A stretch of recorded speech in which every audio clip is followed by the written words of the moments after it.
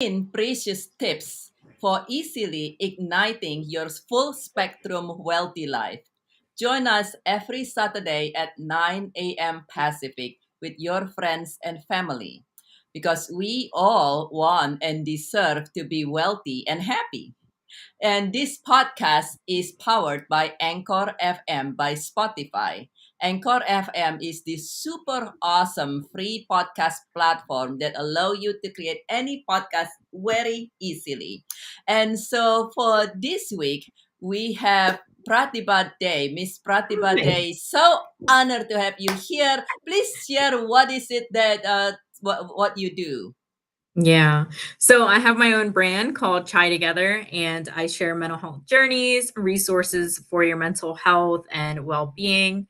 And I have to say, I love your voice and your hair. It's always perfect. I like it.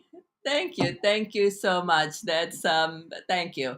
And funny that you says that and talking about mental health, that you love my voice. I grew up being told a stiff, clumsy, stupid, ugly duckling with awful voice. And Hmm. so talking about the mental health that it got, or like or probably the opposite of mental health it created, right? But Hmm. what is it that not everybody, most kids don't grew up saying I'm gonna be doing mental health journey. So what brought you into this mental health work? Hmm. So what really catapulted me was my a traumatic event that took place in 2020, early 2020, before the pandemic, and I had a really big loss, personal loss, and also my mom who has somatoform disorder, which is a health anxiety disorder that basically paralyzes a person's mind to think that there's physical diagnoses that they have which aren't there. It's more so of like hallucinations and delusions, and having that happen and her also being diagnosed with paranoid schizophrenia led me to start Try Together and share what it is to be a caregiver, what schizophrenia is, what she goes through, and what those symptoms looks like. And then I started having people on the show and for them to share their own mental health journeys. Yeah. Oh wow, that is so wonderful that you do that. I know I'm very honored to have been on your show before, and it's a fun Thanks. one. So everybody got to go check it out, and so thank you so much. So do you have a lot of time when people talk about mental health? The Mhm. first thing many times for many people, and back in the day with my own journey as well, we feel hesitant. Mhm. It's kind of like almost people comfortable talking about their broken leg a whole lot more Mhm. than their broken mind, so to say. And Yeah. so do you have any tip on for people who's facing challenges, Mhm. and they're kind of like, I don't know, I don't want to be labeled crazy, I don't want to be labeled Mhm. a loser, or what have you. Do you have any tip for that? Mhm. So the first thing is, so I feel like it's a natural process. I feel like it's a journey everyone has to go through because each experience in your life is leading you to the next step. So I feel like you have to be in a place where you don't care about what others have to say. You have to be in a place where you're just tired of being tired, and you have to be in a place where you need to liberate yourself, that you're ready to tell your truth. If you're not ready for those things and you're not ready to face the world, and this doesn't mean that you won't have any fear doing it. You may still feel fearful, but you do it anyway. It's kind of like feeling the fear and fighting through it. So for me, that's what had to take place, to where I was just in a spot where I felt I could no longer go on and hold this burden within inside of me. I need a community. I need to connect with other people, that I can't do this alone. And having that voice and having that power to say that, that's courage. Chai, courage, hope, and imagination. It took for me to know myself and know that I need to make a change in my life to be the change. And I feel like anyone who's in a place that can get to a place of that courage, then you can really start to see a difference in your life. Oh, wonderful. That's really awesome. So do you have, Mhm. talking about courage, we a lot of time, whether it is in mental health or other things, Mhm. man, we all a lot of time can benefit from having more courage, right? And Mhm. so do you have one or two tips for us to be Mhm. more courageous, whether it's in mental health or Mm. something else? Is that's whatever the endeavor. It could be Mhm. work, it could be relationship. A tip or Yeah. two, so for someone to be more courageous. Mhm. So I feel like courage, like you said, it can be, expanded over multiple things. But I feel like to have courage, you have to step out of your comfort zone, do something new, maybe trying something new. If you're afraid of heights, right? You go skydiving. And one actual fact that I learned from someone who, for tandem, who's my teacher for tandem skydiving years ago, he had said that his nephew was actually afraid of heights, but once he got up there and he fell downwards, he realized that he was never afraid of heights. He was just afraid of the visual that he saw that looks like you're afraid of heights. So having courage to do something that you never done before. And this is a big one for me, having the courage to stand up for yourself, having the courage to voice yourself, right? And this is just a sublet under, standing up for yourself, having the courage to tell your truth. All these things have to do with your voice and you having those boundaries, asserting yourself in front of other people, whether that's at work, home, your relationship of any kind. And so that's what it would take, is for you to do something different if you want to see something different. Right, that is so awesome. It's funny that you mentioned skydiving. I used to be so afraid of height. I would not even go on a ladder. Never Wow. mind, like whatever. I would not go. Like I will be okay. I would have been okay back in the day to go on a step stool, but not Hmm. on a ladder. And Wow. actually, skydiving did not fix that. I've done skydiving multiple times, and it was one of those things like when you're above the cloud, and Hmm. maybe because of the altitude, I picked higher altitude. You're kind of above the cloud, and you like lost concept. What fixed me? Then if Hmm. anybody here done skydiving is still afraid of height, or you just want to try something different, right? Talking about something new was to actually to do trapeze. Ooh. Those trapeze. The difference between the two is skydiving. You go on a plane and then you attach to this and all these things. To do trapeze, oh my goodness, you got to climb 3-story high ladder Mm. straight up like that. And I mean, yes, you have the only thing you have is literally it's a harness around your belt and around your waist, attached to some kind of strap that's not even that thick. And then Mm. this ladder going up in seemingly like in the middle of the air because it's the ladder attached to the platform. So it's a Wow. sturdy ladder, but it's attached to the platform. There's nothing around you. Like Wow. ladder in the middle of the air. And I was like, oh my God. It was for a friend's birthday.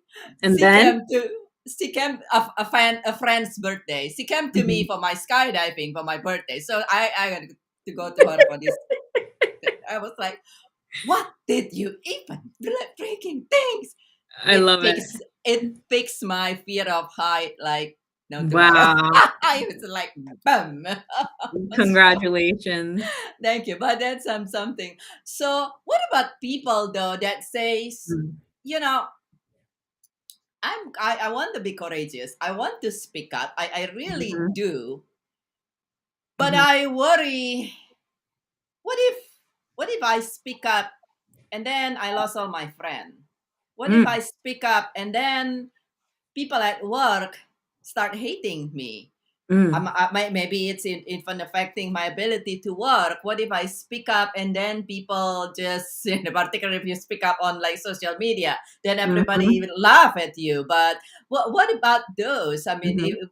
what would you recommend? Because it can be scary to speak up. What if I Mhm. speak up and then my boyfriend or girlfriend or my kid or my parents say shut me down and don't want to deal with me anymore. Mhm. This is interesting. I actually spoke up after my friends, I outgrew my friends, or they had left my side through those low times. So for me, it was opposite. But when I started Try Together, I did have a few negative comments about the video I was doing, like my abortion poem video, that, to not speak up, it's too shameful. Me as a woman sharing that, and the South Asian culture is not accepted. And I had a coach by my side, and I contacted him because I was having anxiety, seeing the comments. Reading it early morning is not healthy to do that.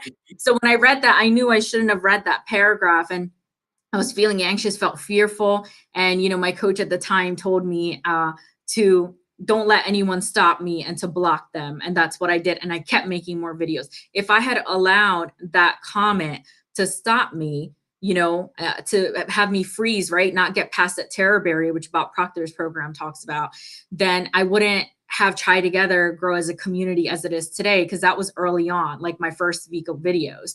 So that was an example of, feeling the fear, doing it anyway. And I would say for people who are so concerned about, what someone else is going to say, I would say for that, you have to first work on yourself. You have to work on your own spirituality to know that you're not going to be attached to the results. We don't know what's next, but if you don't try and you don't share, you don't know whether it can go right or it can go left. The whole point of someone sharing their truth is either it's more so liberation for yourself, but it's also to help other people. Sharing your truth, it may lead to, consequences that are out of your control, but our message as human beings, I believe, is to share who we are. Whether that's received well or not is not upon us, it's upon the rest of, the humanity. But our whole message is to share who we are, and that's how we can be, ethically and morally aligned with ourselves. That's is beautiful, and that's wonderful. Yeah, I love when you said that you gave an example that you early on, and usually that it's happened early on when we still have a lot Yeah. of doubts, a lot of doubts in ourselves. Like you said, you have a Yeah. lot of doubts in yourself, and you kind of like almost like attracting those who Yeah. doubts you. And once you power through the terror, then you kind of like, okay, you step into that. And do you see that, do you see do you see like, for some people say, yeah, it's all good theory, but I really only care about the physical result. I mean, I I'll live being anxious, but as long as I have the physical result. Do you see having kind of like make friend with yourself, so to say, Mhm. but it's from what I'm hearing, do you see having a better emotional well-being contribute to having better physical well-being? And if you do, is there some Mhm. example for that? Mhm. So you're asking me if, being friends with yourself, being good within will result to having good physical results as well. Is that Yeah, correct? like on the, yeah, in the physical world, the material world. Material world. Yes.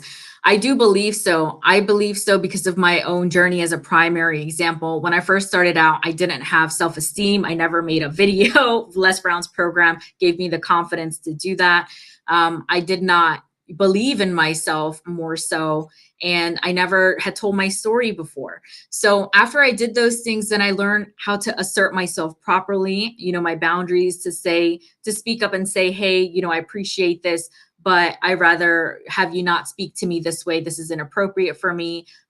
Or whenever to have that communication boundary, to know when something's not okay with you and address it right then and there. So that pattern moving forward has led me to grow and to share in a proper way, and that resulted to how I attract the job that I want now. So now I'll be working with domestic violence prevention for the male population as a treatment specialist for a nonprofit. So I align myself to that, asserting myself to what I want. I align myself to the friendships that I have now. They're healthier friendships, that serve me well emotionally, spiritually, whether it be financial, help that your friends can do at times.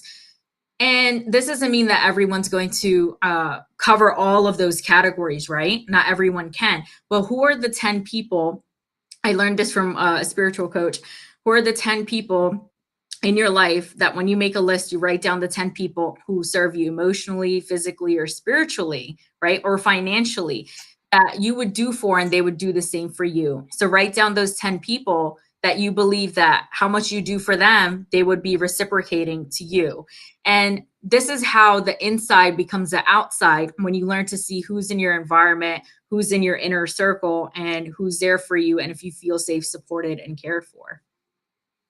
That's wonderful. Yeah, that so it is something that always everything from, like you said, from insides it's Mhm. created to the outside. Because I have known people who says, well, yeah, that's all great, and forgiveness or what have you. Those are fine if you want to be a saint, and I don't want to be a saint, so why do I care? And it's always an interesting thing because it's actually influence your physical result, your Mhm. inside influence physical result. So I know you have tied together. Can you share Mhm. more about what you do to help Mhm. people?